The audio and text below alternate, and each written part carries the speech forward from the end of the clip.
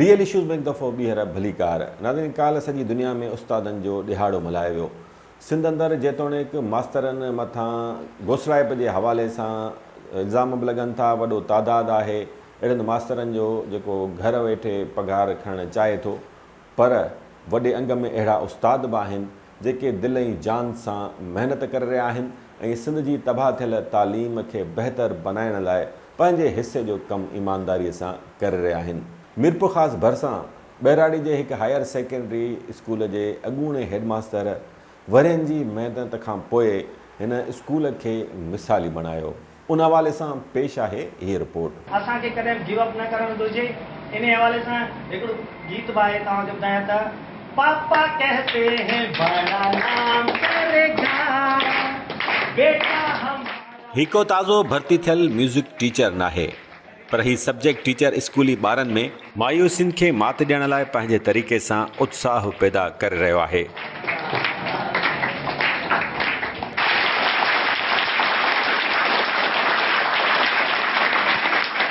हिन स्कूल में मुक़ररु अॻूणे हेडमास्टर जी महिनतुनि सबबु हिते पढ़ाईअ जा तरीक़ा स्टेरियोटाइप हुजण बदिरां कंहिं हद ताईं नवां ऐं ॿारनि लाइ तालीम तरफ़ कशिश पैदा कंदड़ आहिनि। हुन 4 सालनि अंदरि स्कूल में को इनकलाब त न आंदो, हा, पर संदसि महिनतुनि सां स्कूल जो तालीमी मयार बहितर थियण सां गॾु हाज़िरीअ जो रेशो वधी वियो। चयो वञे थो त मीरपुर ख़ासि ज़िले जे हिन स्कूल में बहितर तालीमी माहौल तोड़े घुर्बल सहूलतूं हुजण सबबु माइटनि ख़ानगी स्कूल्स में पढ़ंदड़ ॿारनि खे उतां कढी हिते दाख़िल करायो। अहिड़नि ॿारनि जो तादाद 100 में आहे जेके अॻु ख़ानगी स्कूल्स में पढ़ंदा हुआ, हाणे हिन सरकारी स्कूल में तालीम पिराए रहिया आहिनि। हीउ हायर सेकेंडरी स्कूल हाणे उन करे बि मुनफ़रिद ऐं मुख़्तलिफ़ स्कूल थी पियो आहे जो ॿियनि अक्सर सरकारी स्कूल्स जी भेट में हिते computer lab, library, science lab तोड़े नियाणियुनि लाइ सिलाई सेंटर न रगो मौजूदु आहे पर फंक्शनल बि आहे। सिंध जे सरकारी तालीमी निज़ाम मां मायूस माण्हुनि खे थोरो ई सही पर उत्साह ॾींदड़ ही आहे गवर्नमेंट हायर सेकेंडरी स्कूल मोले ॾिनो ख़ासकेली, ऐं हीअ आहे 4 सालनि जी अणथक महिनत वसीले स्कूल जो तालीमी निज़ाम बहितर खां बहितर बनाईंदड़ साईं मोहम्मद हनीफ़ पंवर।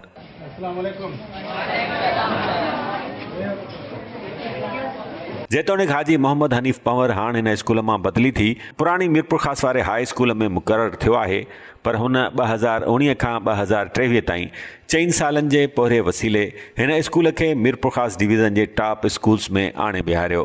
हीउ स्कूल हिन लाइ जन्नत मिसिल आहे। हिते जा ग़रीब शागिर्द ऐं नियाणियूं खेसि पंहिंजे औलाद वांगुरु आहिनि। इहो ई सबबु आहे जो हू 6 कलाकनि जी ड्यूटी बदिरां स्कूल जी बहितरीअ लाइ 12 कलाक कमु कंदो हो। वाक़ई दिलि सां कयल महिनतूं रायगां नाहिनि वेंदियूं। पंवर साहब हिन स्कूल में सुधार आणण लाइ जेको नूर निचोयो आहे उन जो समर हिकु ॾींहुं हिननि ॿारनि खे ज़रूरु मिलणो आहे।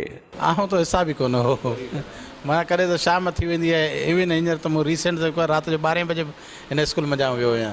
इहे 8 थी हलिया, मूंखे माना जॾहिं को कमु पियो कयां त पाण वेठो हूंदो हुउसि। हिन जदीद दौर में सिंध जे ॿारनि खे IT तोड़े साइंस जी तालीम ॾियणु इंतिहाई ज़रूरी आहे, पर अफ़सोस जो सिंध जे अक्सर सरकारी स्कूल्स में ॿारड़ा उन खां महरूम आहिनि। पर हनीफ़ पंवर साहब कोशिशूं वठी हिन स्कूल में साइंस तोड़े कंप्यूटर लैब्स ऐं लाइब्रेरी खे फ़ाल बणायो, जॾहिं त नियाणियुनि खे हुनरी सिख्या ॾियण लाइ सिलाई सेंटर क़ाइमु कयो। कंप्यूटर लैब में ॿारनि खे कंप्यूटर जी बुनियादी तालीम ॾिनी वञे थी, जॾहिं त साइंस लैब में मुख़्तलिफ़ साइंसी सब्जेक्ट्स अमली तौरु पढ़ाया वञनि था। अहिड़ी रीति हिन स्कूल में क़ाइमु लाइब्रेरी अंदरि मज़हब, तारीख़, अदब ऐं साइंस समेत मुख़्तलिफ़ मौज़ूअनि जा किताब मौजूदु आहिनि, जिते नियाणियूं ऐं ॿार मुख़्तलिफ़ किताबनि जो मुताइलो करण सां गॾु सिंधी, अंग्रेज़ी ऐं उर्दू अख़बारूं पिणु पढ़नि था। मूं पहिरीं हिते साइंस लैब खे रिन्यूएट कयो, माना हिनखे पुराणे जेके शयूं पियूं उनखे माना लुक में आणे। पोइ मूं हिते कंप्यूटर जेके आहिनि से मूंखां पहिरीं खां एप्पल जा जेके गवर्नमेंट जा ॾिनल पिया हुआ, ख़ाली डॿनि में बंदि पिया हुआ। पोइ मूंखे कंप्यूटर लैब ठाही, पोइ हुन कंप्यूटर लैब खे फंक्शनल कयो। उन खां पोइ लाइब्रेरी हिकिड़ी ठाही जेके किथे उछल हुयूं, कबट वबट जेके गवर्नमेंट जा हुआ। पोइ उतां मूंखे असिस्टेंट डायरेक्टर हिकिड़ी मैडम फौज़िया हुई, हुन मूंखे परमिशन ॾिनी। पोइ खणी आयुसि हिते उनखे मूं सही करायो, पोइ लाइब्रेरी ठाही। उन खां पोइ वरी जेको आहे त मूं हुते हिकिड़ी सिलाई सेंटर जेको मूंखे ज़हन में हो त इहे ॿाड़ियूं जेके आहिनि असांजूं ज़ाहिरी ॻाल्हि आहे ॻोठ जूं हुयूं ऐं हितां जेकॾहिं पास आउट करे बि वञनि मैट्रिक खां पोइ घर वेही रहंदियूं हुयूं। त मुझे वक़्त जी ज़रूरत बि आहे त हिनखे अहिड़ी हुनरी सिख्या ॾिनी वञे त माना सिखी सघनि त पोइ वञी पंहिंजो घर में पंहिंजो गुज़ारो करे सघनि। पोइ हिकिड़ी सिलाई सेंटर मूं ठाहियो। ॿारनि जी अंग्रेज़ी सुठी करण लाइ हेडमास्टर साहब हिते हिकु समाजी तंज़ीम जे सहकार सां ख़ानगी तौरु इंग्लिश टीचर मुक़ररु कयो।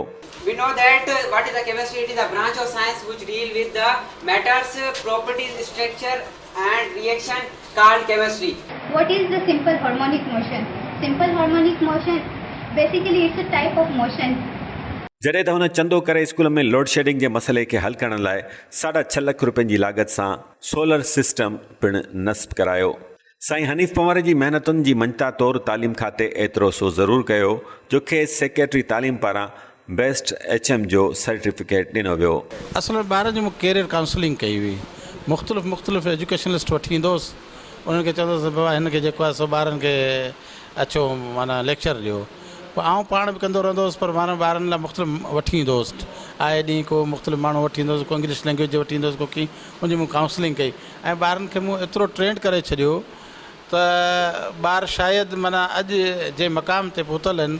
सीनियर ॿार जेके आहिनि जूनियर खे क्लास वठण लाइ बि तयारु आहिनि। मूंखे कई ईंदा आहिनि, चवंदा आहिनि त साईं ऐं क्लास वठी अचां त मूं चयो मूंखे ॾाढी ख़ुशी थींदी आहे साईं, हेॾी ज़बरदस्त।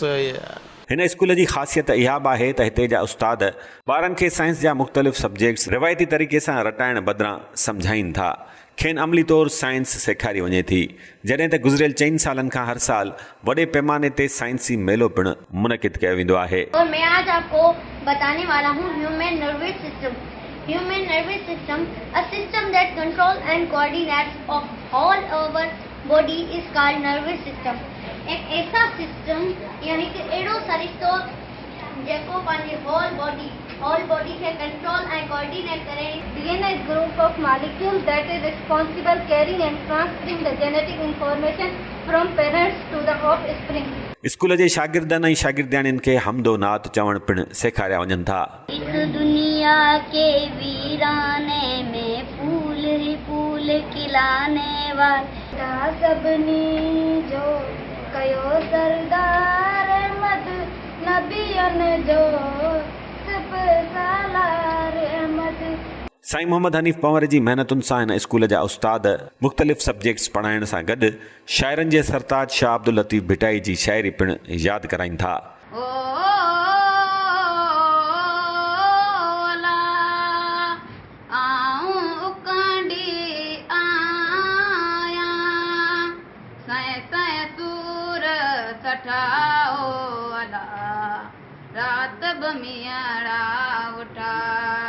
मोटी मांडाण जी जोड़ी कयाई जोड़ विजूं वसण आयूं पह पह ॿुधाऊं बोड़ अननि जा आलम में लखें थिया खोड़ सारंग लाथी सोड़ सांधा सहाओ सोन बराबर सगड़ा मारवन कंदा मुंह पटोला पहारन खे उमर आचमा तूं बर लोई जलूं लाडाण दिनम जा। मिरपुखा शहर खां कुझु किलोमीटर्स जे मुफ़ासिले ते मखण समय जो स्टॉप ते वाक़िए ही स्कूल हिकु पुठिते पियल इलाइक़े जो स्कूल लेखियो वञे थो। पर ख़ुशी जी ॻाल्हि आहे जो हिन स्कूल जा 30 खां 35 शागिर्द बोर्ड जे इम्तिहान में A1 ग्रेड खणंदा आहिनि। मुंहिंजो ख़्यालु लास्ट ईयर त माना ठीकु ठाक, मुंहिंजो ख़्यालु 30-35 ॿार जेके A1 ग्रेड में आया हुआ। जी हा, उन खां अॻु त ॾिसणो पवंदो मूंखे। माना मुंहिंजो शौक़ु हुयो, मुंहिंजो शौक़ु हो त आउं जॾहिं बि हेडमास्टर थींदुसि उहो स्कूल जेको आहे हिकिड़ो आइडियल ऐं मिसाली स्कूल ठाहींदुसि। साईं मोहम्मद हनीफ़ पंवर जो चवणु आहे त स्कूली ॿार ऐं नियाणियूं हुन लाइ औलाद मिसल आहिनि। उन करे हू संदन तालीम ते माहवार 15 खां 20 हज़ार रुपया पंहिंजी पघार मां ख़र्च कंदो आहे। मुंहिंजो ख़्यालु आहे 15 खां 20 हज़ार रुपया मुंहिंजो खीसे में जेको हर महीने थी थो वञे। आउं त चाहींदो आहियां त हू ॿार वाक़ई औलाद तव्हांखे। आउं त हिन खे बि मुंहिंजूं जेके मूं जॾहिं हायर सेकेंडरी स्कूल ई थियो पोइ फस्ट ईयर जी छोकिरियूं 40 छोकिरियूं जेके घर वेठी वञियूं ऐं उनखे जेकॾहिं आउं वठी अची त एडमिशन ॾिनी ऐं वीचारे सॼो साल रेगुलर आहियूं। ऐं उनखे चवंदो जेको बि ईंदो न उनखे चवंदो मुंहिंजूं धीअरूं आहिनि। माना स्कूल अंदरि सफ़ाई बहितरीन ऐं इंफॉर्मेटिव डेकोरेशन दिलि फ़रेब आहे, जॾहिं त स्कूल जे आगुर में कयल वणकारी बि दिलि खे लुभाईंदड़ आहे, जेका सुबुह सवेर स्कूल में दाख़िल थींदड़ ॿारनि जूं अखियूं ठारे संदन आदर भाव करे थी ऐं मंझंदि टाणे मोकल महल खाउन मुर्की मोकिलाए थी। तमामु हिकिड़ो सर बहितरीन ज़िले जो जेकॾहिं मॉडल स्कूल चइजे तॾहिं को वाधाउ न थींदो हिन में। सफ़ाई सुथराई जे हिसाब सां, प्लांटेशन जे हिसाब सां, हर का शइ जेका सा तमामु असांजी, बल्कि मुंहिंजी ख़ुशकिस्मती आहे सर, मूंखे वधीक महिनत न आहे हिन में करणी। हाजी साहब काफ़ी घणो कुझु पंहिंजी टीम सां गॾु जेको सो करे विया आहिनि ऐं अलाह साईं असांखे हिमत ॾे ईमान ॾे असां इनशाला कोशिशि कंदासीं सर उन खां मथे न त उन ते ई जेकॾहिं मेंटेन करे वञो तॾहिं सुठी ॻाल्हि आहे। मीरपुर ख़ास डिवीज़न जे टॉप 5 स्कूल्स में शुमार थींदड़ गवर्नमेंट हायर सेकेंडरी स्कूल मोले ॾिनो ख़ासकेली में बदकिस्मतीअ सां क्लासरूम्स जी खोट सबबि कुझु क्लासिस टेंट अंदरि क़ाइमु कया विया आहिनि, जॾहिं त स्कूली इमारत हाणे ज़बून थियणु शुरू थी वई आहे, जंहिंजी तुर्त मरमत ऐं नवनि क्लासरूम्स तोड़े हॉल्स खे तामीर करण जी सख़्त ज़रूरत आहे। बहरहाल ही स्कूल वाक़ई मिसाली स्कूल आहे। जेकर सिंध जा सभु न त बि घणा स्कूल अहिड़ा बणिजी पवनि त पोइ सिंध खे ॿियो छा खपे। साईं मोहम्मद हनीफ़ पंवर सिंध जी तामीर में वसाहर पंहिंजो हिसो ॻंढियो आहे। संदसि कयल वणकारी हेठां गुज़रंदड़ ॿारनि जूं कतारूं बहितर मुस्तक़बिल तरफ़ विखूं वधाए रहियूं आहिनि। हिकु ॾींहुं ही ॿार कंहिं मंज़िल ते ज़रूरु पहुचंदा। ख़बर नाहे उन्हनि मां घणा हिन स्कूल ऐं संदन शफ़ीक़ उस्ताद खे यादि कंदा, अलाए न।